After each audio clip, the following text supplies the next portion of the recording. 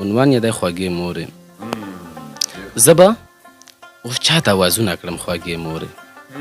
زه به اوس چاته اوازونه کړم خوږې مورې، ته رانه لاړې زه دې پرېښوم بیا سرې مورې.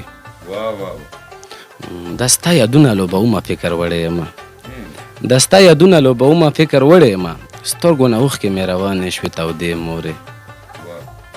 ځمکه اسمان را باندې یو په ځان نه پوهېدم، ځمکه اسمان را باندې یو په ځان نه پوهېدم، وا ګرانې مورې چې کفن کې مې لیدې مورې. ځان ته حیران یم چې دا زړه مې ولې نه چاودېدو، ځان ته حیران یم چې دا زړه مې ولې نه چاودېدو، په ځنکدن کې چې د شونډې رپېدې مورې. د ستا په غېږ کې چې به پروت وم لوبولم به دې، د ستا په غېږ کې چې به پروت وم لوبولم به دې، نه مې هېرېږي هغه ستا خوږې کیسې مورې. چې کور ته راشم یو خوا بل خوا سترګې وغړوم، چې کور ته راشم یو خوا بل خوا سترګې وغړوم، چې کور ته راشم یو خوا بل خوا سترګې وغړوم، غریب راله راشي چې دې نه وینم خوږې مورې.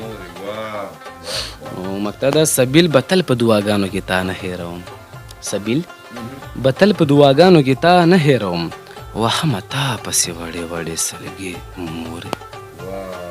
دغه خیبر د پښتنو سیمه ده، دغه خیبر د پښتنو سیمه ده، د میړنو شزلمو سیمه ده، دغه خیبر د پښتنو سیمه ده، د میړنو شزلمو سیمه ده. شعر دی دلته قدم ډیر په احتیاط خله، دلته قدم ډیر په احتیاط خله، اخیاره دا د ازمرو سیمه ده. سحر سبا لیدلی و د چا مخ، ما سحر سبا لیدلی و د چا مخ، چې مې درسته ورځ ونه لیدو دا ستا مخ. و ډېر مخونه د جفا دې را څرګند کړل، ډېر مخونه د جفا دې را څرګند کړل، لا به کله را څرګند کړې د وفا مخ. و رحمان ستا په مخ دا ورانه دنیا ګوري، رحمان ستا په مخ دا ورانه دنیا ګوري، خدای بیتا ور څرګند مکړه د دنیا مخ.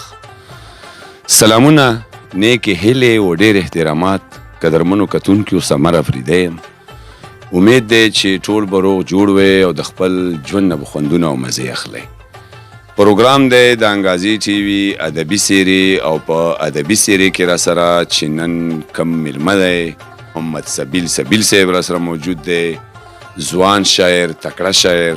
د سره به د په ژوند فن باندې هم خبرې اترې کوو، دنه به ستاسو لپاره څو کلامونه، شعرونه او پیرزوینې به موږ باندې کوي. نو راځئ چې په شریکه وته سبیل صاحب ته په خیرالي او ستړي مشي ووایو. سبیل صاحب د ټولو نه مخکې و پروګرام کې السلام علیکم ورحمت الله وبرکاتو. عبید سمر صاحب او د انګازي ټي وي یو جهان مننه کوم چې پروګرام کې موږ له موقع وزیاره کړو. ډیره مننه. سبیل ورور خپله پېژنګلو را سره وکړه چې تاسو نوم څه دی، ادبي نوم هم څه دی، او دغسې تعلیمي زده کړې مو تر څومره حده کړي؟ عبید سمر صاحب ډېره مننه. موخله نامه محمد سبیل ده او په ادبي دنیا کې په محمد سبیل یادېږم، او تعلیمي زده کړې مو تر 10مه جماعته پورې کړي دي. او اوسېږو چېرته، ځای یا بهي کور کلی دغه هم څه زیاته کړه؟ زه خو په کوم افریدی یم او افریدو کې زه خاخیل یم او اوس پاتې کېږم په پېښور کې. ټیک ده. شاعري طرف ته څنګه راغلو، څه محسوس کړل، په زړه کې هم دا څنګه راغله چې یاره زه وې غزل لیکم یا وې زه شاعر جوړېږم؟ لکه په دا اړه را سره خپل رایه شوي.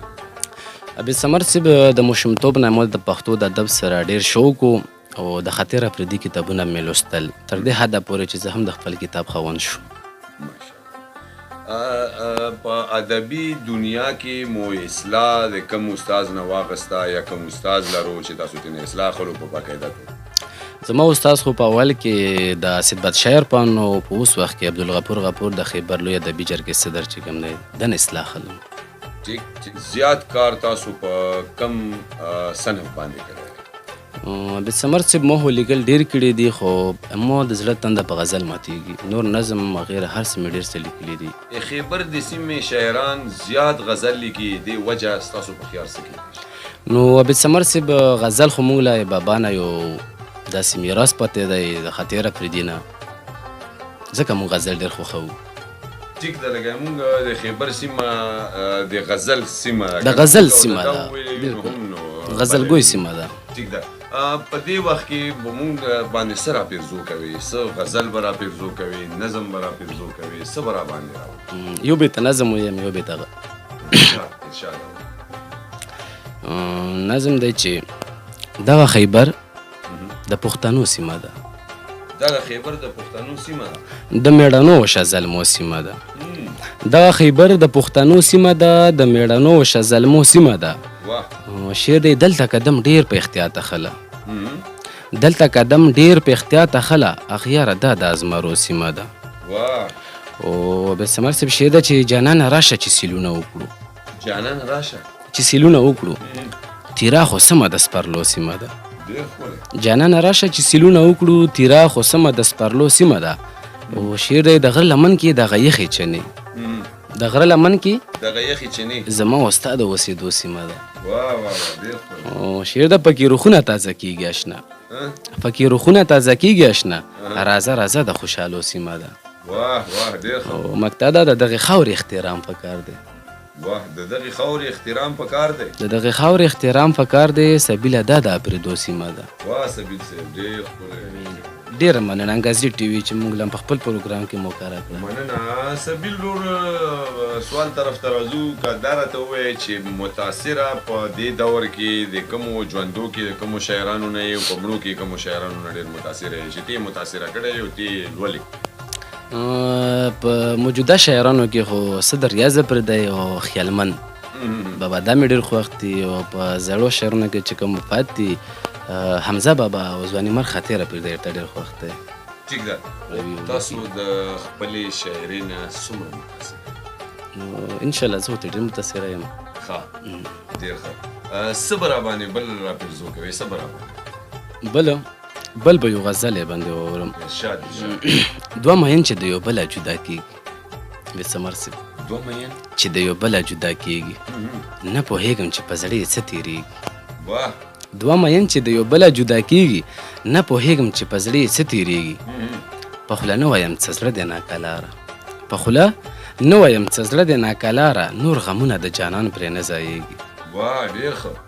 په خوله نه وایم څه زړه دی ناکلاره، نور غمونه د جانان پرې نه ځایېږي. بې کسوره مې ځواني د اور لمبه کړه، بې کسوره مې ځواني د اور لمبه کړه، زه به مړ یم چې جانان رانه خبرېږي. واه سبیل صاحب ډېر ښه. تصور دې راله راکړو نور پناه، تصور دې راله راکړو نور پناه، د خفتې وږې په ګوډ کله مړېږي. واه واه واه واه بیا وایه. تصور دې راله راکړو نور پناه، د خفتې وږې په ګوډ کله مړېږي. په اسانه به روغ نشي سخت مرض دی، په اسانه به روغ نشي سخت مرض دی، راز د مینې چې بدن ته ولګېږي. ډېر ډېر مننه. په اسانه به روغ نشي سخت مرض دی، راز د مینې چې بدن ته ولګېږي. او ډېره ومې کړه پښتو په خاموشۍ کې، ډېره ومې کړه پښتو په خاموشۍ کې، نورې اوښکې مې سترګو روانېږي. ډېر او ته چې نه راځې همدم هلک تپوس ته، ته چې نه راځې همدم هلک تپوس ته، په یادونو مې درد کله کله اړېږي. ډېر ښه. او دا وختونه به سبیل کله هېرېږي، دا وختونه به د سبیل کله هېرېږي، جدایي شوه سره ډولۍ دې روانېږي. دا وختونه به د سبیل کله هېرېږي، جدایي شوه سره ډولۍ دې روانېږي. سبیل صاحب زړه خو نه غواړي چې تاسو سره مونږ مرکه راغونډه کړو، خو بهرحال وخت هم دومره اجازه نه راکوي. د وخت راکولو یو جهان مننه. ستا د انګازي ټي وي د ډېرو شکریا او ډېره مننه.